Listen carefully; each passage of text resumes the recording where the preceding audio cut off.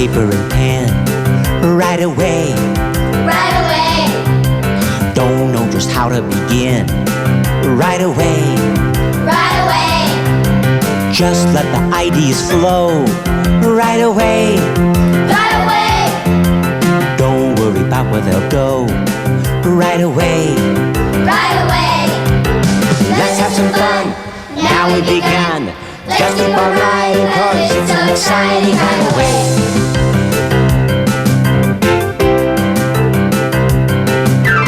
Let's have some fun. Now we've begun. Just keep on riding 'cause it's so exciting right away. Right away. Right away. Here we are, back at Right Away. We have received some wonderful stories written by students like you from all across the nation. Today is no exception.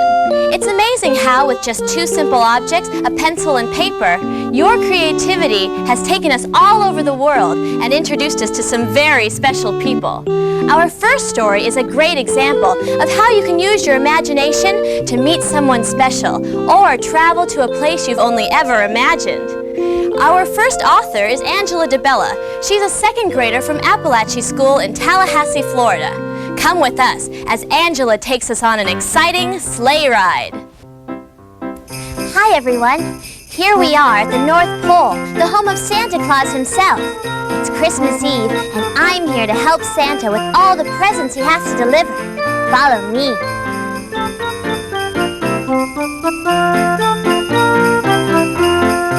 And Bobby Jones from Minneapolis wants a football. Check. Hi, Santa. Hi, Mrs. Claus. Well, Angela, what are you doing up here at the North Pole and on the night before Christmas? I thought you could use some help, so here I am. Oh, we're so glad you're here, Angela. The list of children that have been nice is extremely long this year. We could really use your help. Well, I'm ready. What should we do first?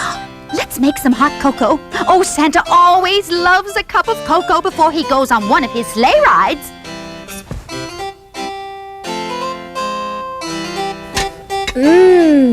It smells great.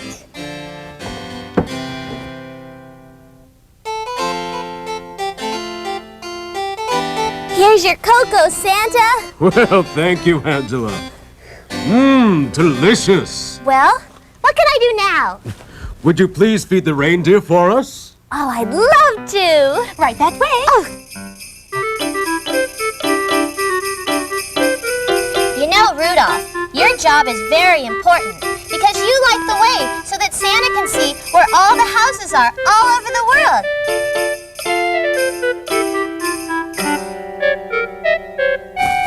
Oh, very good. Thanks to you, Angela. I'm all ready to go.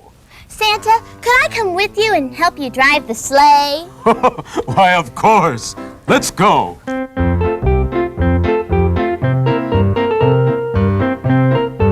This was the best part of all. I got to help Santa deliver presents to all the good little boys and girls.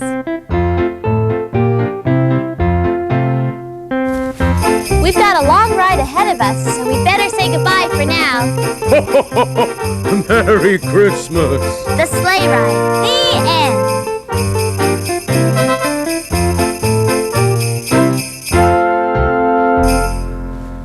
My favorite part of this job is reading all the scary stories that you've written for us. Ooh, you know, the kind that make your skin crawl and your spine tingle.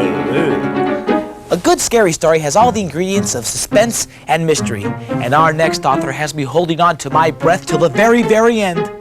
Jennifer Wisdom, a third grader from Central Elementary in Duncanville, Texas, has her characters clean everything up in The Thing in the Gym.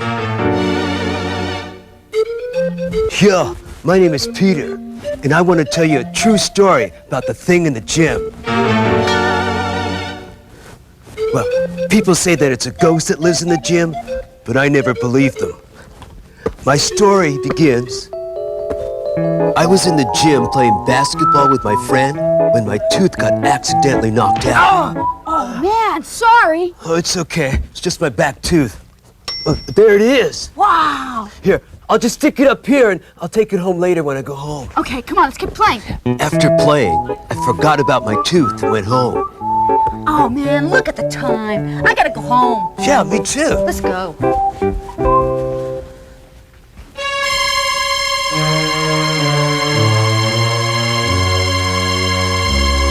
The next day when I went back to get my tooth, it was gone. So I asked the janitor if he'd seen my tooth. Have you seen a tooth? A tooth, you say?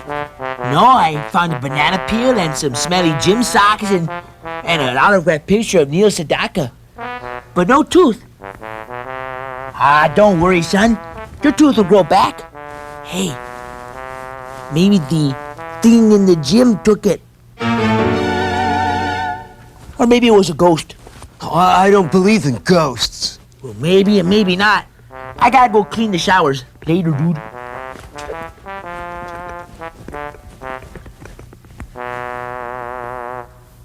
Well, while the janitor was cleaning out the showers, something very weird happened. Someone or something dropped a bottle of shampoo on the janitor's head.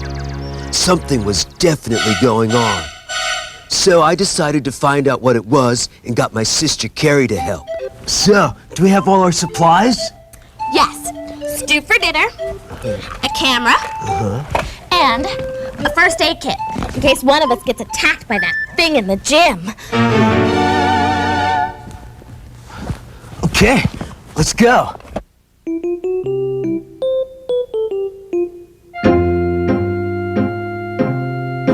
I don't see anything.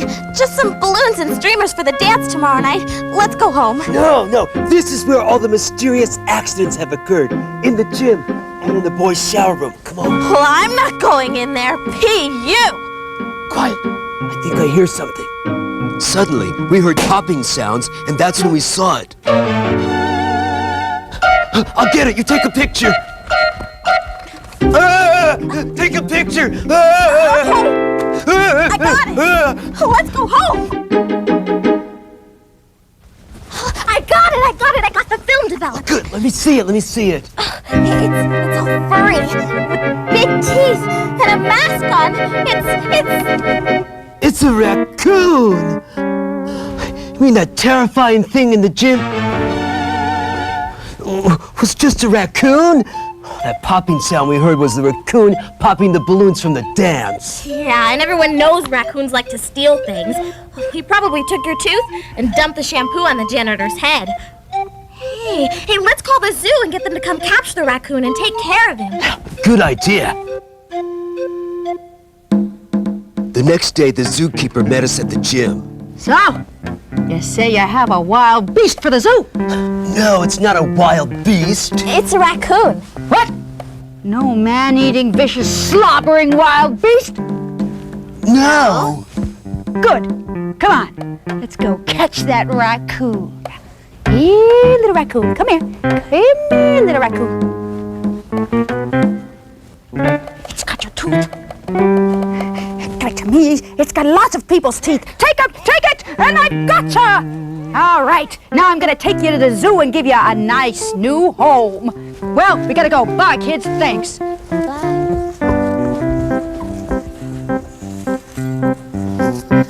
Once the zookeeper took the raccoon to the zoo, everything went back to normal. Until weird things started happening in the cafeteria. The end.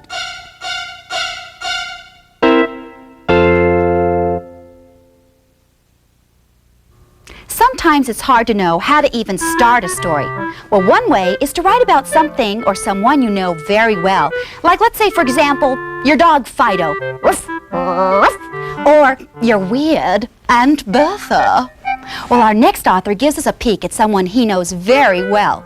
Garrett Benally, a 5th grader from Ojo Amarillo School in Fruitland, New Mexico, introduces us to his favorite person in My Mom. I was born in Shiprock, and when I was a baby, I saw my mom. I heard her laugh.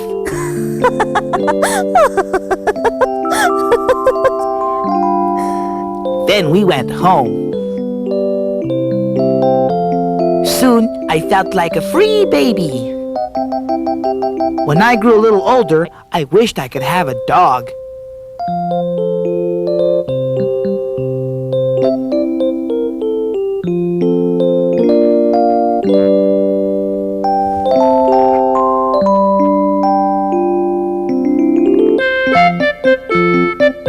I think it was the best time of my life.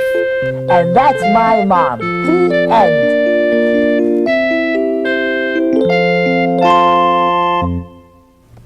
Writing is fun because you can create anything you want.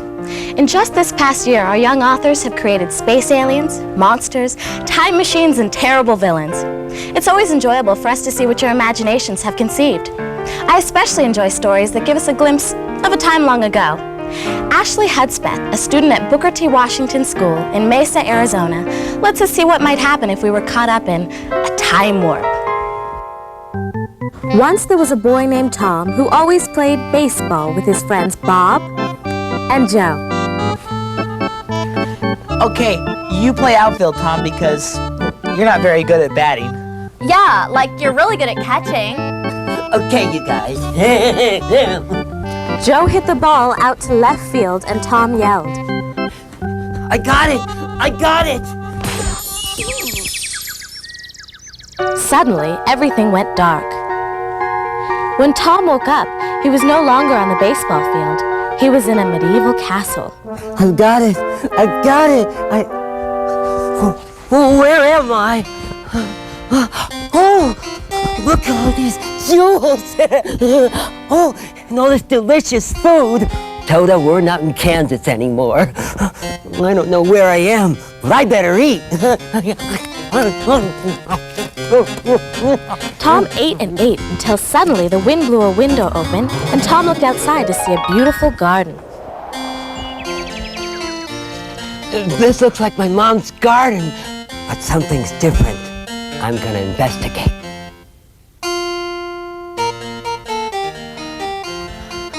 This isn't my mom's garden. This is the garden in a castle. I must be in a time warp. Tom walked into the beautiful garden and started to get homesick thinking about his mom. I miss my parents and my home and my friends. How did I get here? I don't know how to get back. How did I travel back in time? What year is it? Suddenly, a knight on horseback appeared and Tom asked him, What year is it? Why, it's 1522. And I bet you're wondering where you are, who am I, and how did you get here? Sorry, can't tell you that. No, my lips are sealed. Mom's the word. But if you were to happen to hear voices that were familiar to you, like, let's say, Joe and Bob and your mum, well, and you happen to go in the direction of where the voices came from, then I suppose one might be able to find one's way home. But don't ask me. What do I know? I'm just a knight on a horse. Goodbye.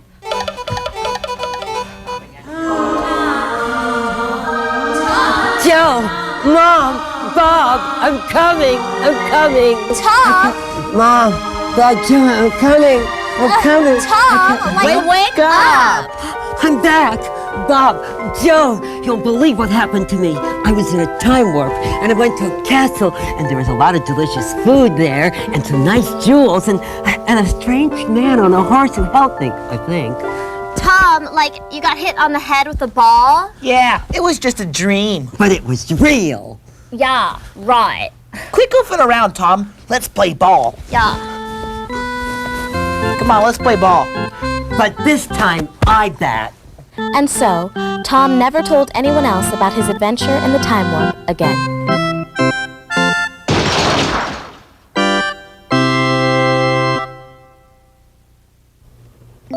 Roses are red, violets don't stink, but if they are dirty, hose them down. No, that doesn't work. I know what will help. When writing, use the resources available to you. Encyclopedias, dictionaries, a rhyming dictionary like this. Got it. Roses are red, violets don't stink, but if they are dirty, wash them in the sink. Good. You see, when you use tools like this, they're a valuable resource that helps you put what's in your mind down on paper. And whether or not our next writer used one of these, he has come up with a very amusing poem in the form of a limerick. It was written by Rogelio Ortega, a 5th grader at Martin Luther King School in San Diego, California. And he writes about a young man from Chile. There was a young man from Chile who had a new girlfriend named Millie. They wanted to dance and took time out to prance. But they were showing off and being silly.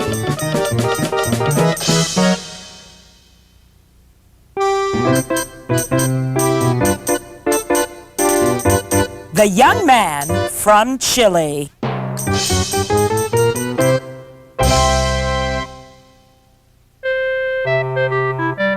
A good story often involves a problem that needs to be resolved. For example, if you take your character and put him up in a tree, then you have to get him back down. Remember, a problem for your character doesn't have to seem important to you, only to him or her. Courtney Morris is from Corpus Christi, Texas. She's a 1st grader at Annaville Elementary. Courtney tells us about her problem and how she solved it in her story entitled The Apple. Once, our teacher got a red apple. Oh, thank you so much. It's so shiny and red. Hi there, teacher. You're looking pretty today. Oh, what a sweet apple. Oh, I'm not going to eat you. I'm going to leave you here on my desk so I can look at you all the time. I love you, you sweet little apple. Teacher. What? Can't you see I'm talking to my apple? It's time to go home. Oh, yes. Good night, everybody. Good night. See you tomorrow. Good night. Good night. Good night, my sweet little apple. Good night.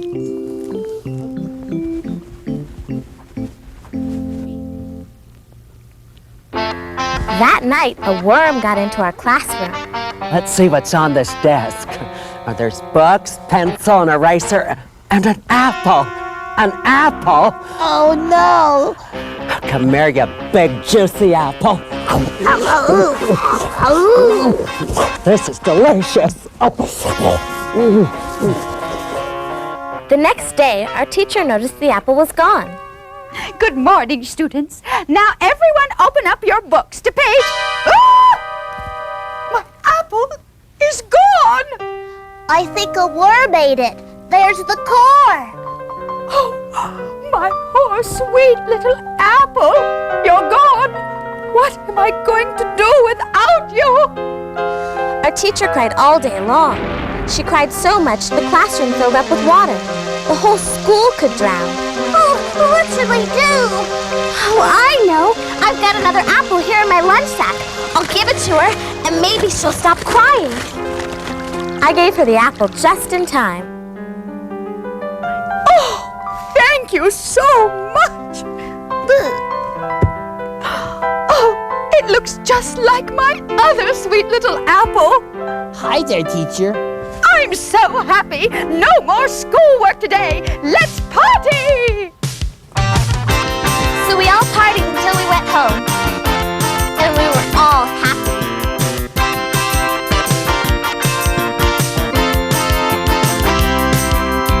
Oh, good night, everybody. Good night. See you tomorrow. Good night, my sweet little apple. I'll see you tomorrow, too. Good night.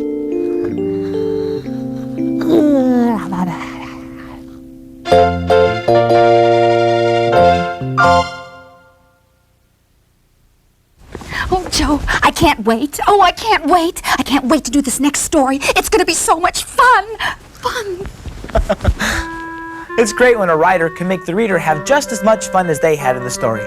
In fact, writing is all about sharing feelings and experiences. The next experience our author shares with us is playing. Christi Chitwood, a 2nd grader from J.J. Izard Elementary in Van Buren, Arkansas, tires us out in her story, I Can't Wait to Play. I can't wait to play because I'm going to have fun. First, I'm going to play with my friend. You're it. No, you're it. Yes, you're it. You're it. You're it. You're it. You're it. Then I'm going to play with my cousin.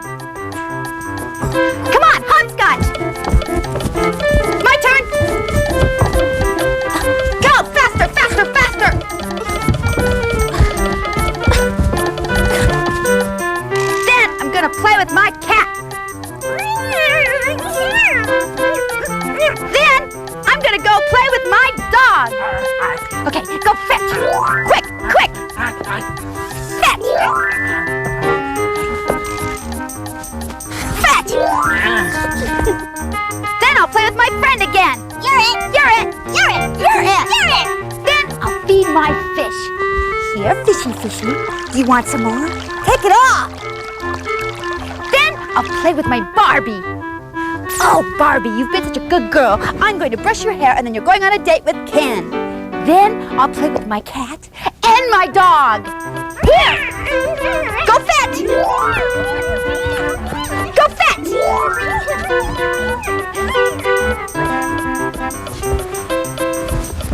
Hey! Where is everybody? Oh, well, I can't wait till recess because I'm going to play again and I'm going to have fun!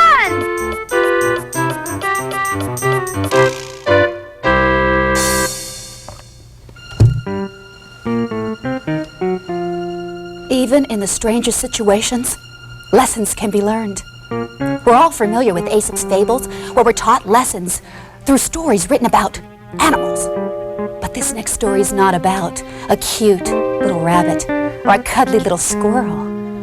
It's about two boys in peril, and the lesson they learn is hammered home in a way that will keep you on the edge of your seats. Woo! Vanessa Mesa, a third grader from Helen Elementary in El Paso, Texas, teaches us a very valuable lesson in her horrific story entitled The Sea Monster from Elephant Butte.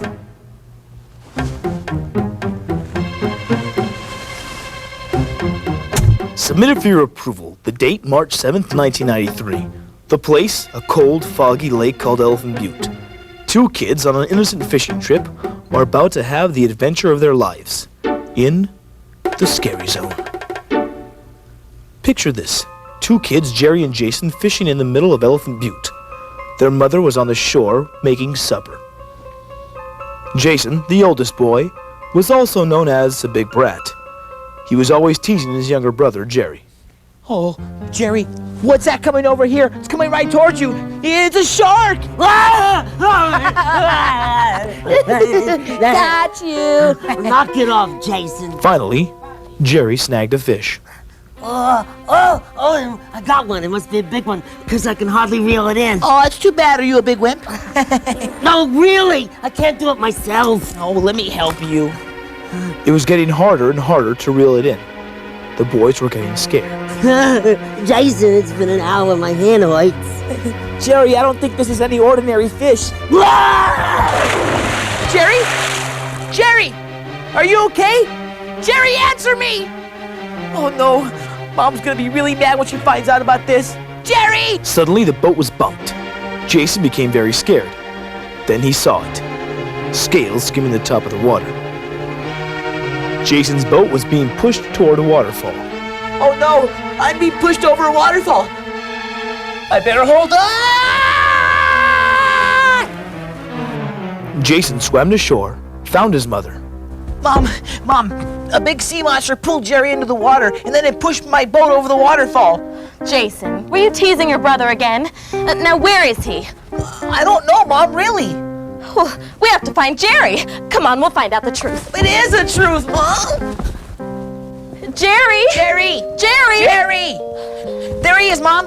Oh, son, speak to me. Wake up, Jerry, wake up. Jason, Mom. What happened to me? I got bark marks all over me. You were bitten by a sea monster, remember? Jason, there's no such thing as sea monsters. Maybe it was a dog or a hungry little fish. Come on, let's get you to the doctor.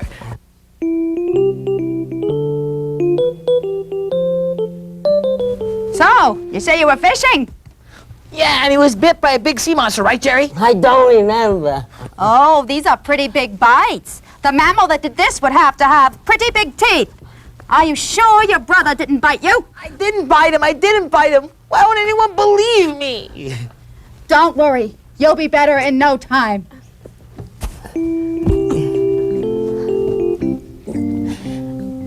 Soon Jerry was back to his old self, but he never remembered what happened. Now, let's try to sit down and have a normal dinner like a normal family, and keep your teeth to yourself. But it did happen. You remember, don't you, Jerry? You were bit by a big sea monster, remember? No. What's for dinner? Fish! This reminds me of someone. They never went fishing in Elephant Butte again after the attack. And as for Jason, he was never a brat to Jerry again, because he had entered the scary zone.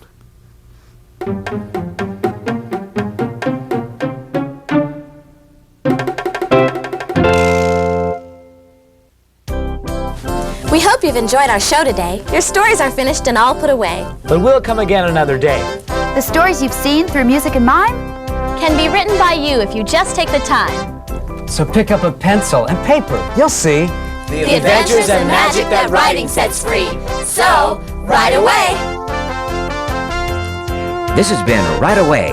If you'd like to see your students' writings come to life on our show, call the Imagination Machine at 714-771-2499, and we'll send you some information.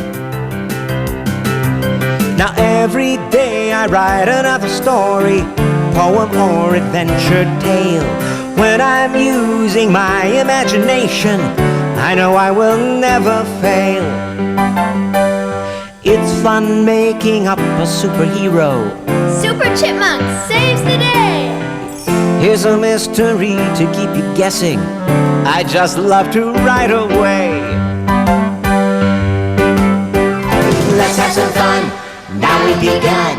Just keep on writing 'cause it's so exciting.